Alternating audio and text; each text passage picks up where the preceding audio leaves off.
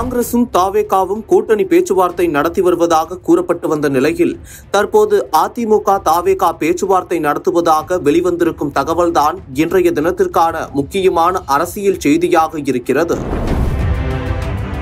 2026ஆம் ஆண்டு சட்டப்பேரவை தேர்தல் நெருங்க நாள்தோறும் சுவாரஸ்யமான அரசியல் யூகங்கள் வெளிவந்து கொண்டே இருக்கும். அந்த வரிசையில் காங்கிரஸ் முக்கிய நிர்வாகிகள் தாவேகா தலைவர் விஜயை சந்தித்து பேச்சுவார்த்தை நடத்தியதாக தகவல்கள் வெளியாகின. இதனை திட்டவட்டமாக தமிழ்நாடு காங்கிரஸ் கமிட்டி தலைவர் செல்வ பெருந்தகை மறுத்திருக்கிறார்.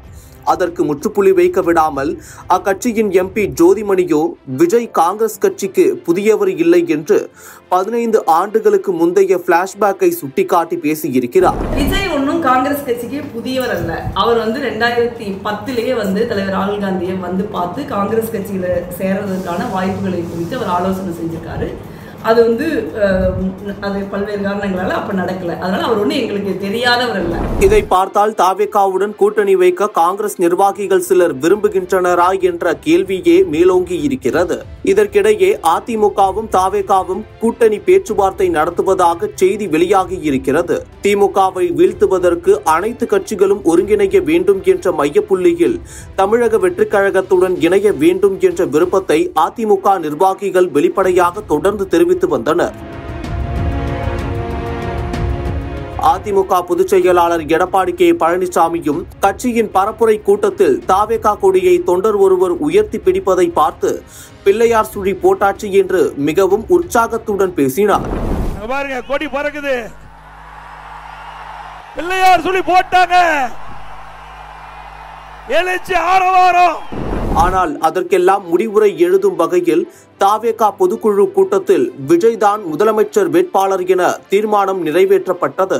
இதனால் அதிமுக தாவேகா கூட்டணி என்ற பேச்சு முடிவடைந்த நிலையில் தற்போது பீகார் சட்டசபை தேர்தல் முடிவுகளை தொடர்ந்து புதுவிதமான அரசியல் செய்திகள் உலா வருகின்றன. அதிமுக தாவேகா இடையேயான முதற்கட்ட கூட்டணி பேச்சுவார்த்தை சுமூகமாக முடிவடைந்திருப்பதாக மீண்டும் தகவல் கிளம்பியிருக்கிறது.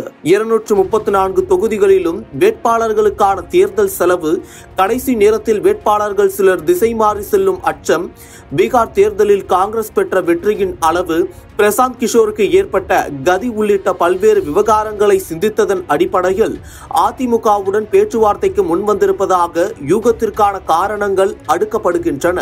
பாரதிய ஜனதாவை விஜய் கடுமையாக விமர்சித்து வரும் நிலையில் பாஜக அதிமுக கூட்டணியில் தாவேகா இணைய சாத்தியம் இல்லை என்கின்றனர் பத்திரிகையாளர் DN ரகு.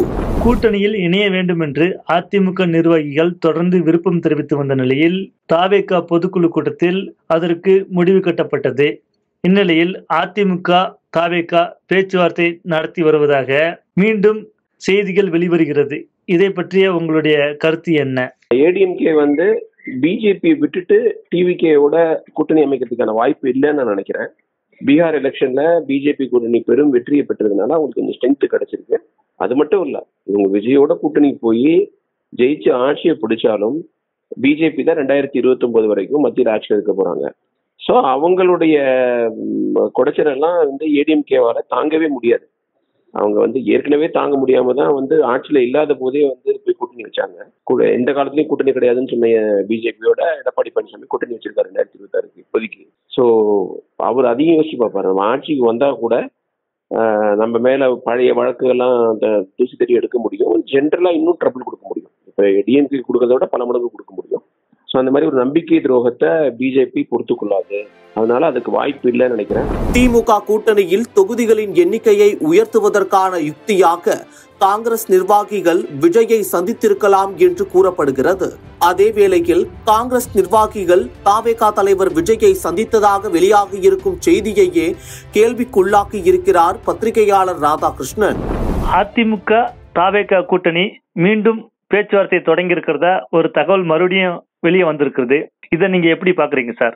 உண்மையாக வாய்ப்பே கிடையாது. ஏனென்றால் இப்ப தாவேகால் ஏதோ ஒருத்தர் ஒரு கார்டு வச்சிருக்காருன்னு வச்சுங்களேன், அதாவது மெம்பர்ஷிப் கார்டு வச்சிருக்காருன்னு வச்சுங்களேன், அவர் அதிமுக ஒருத்தர் கூட பேசினா அது ஆகுமா?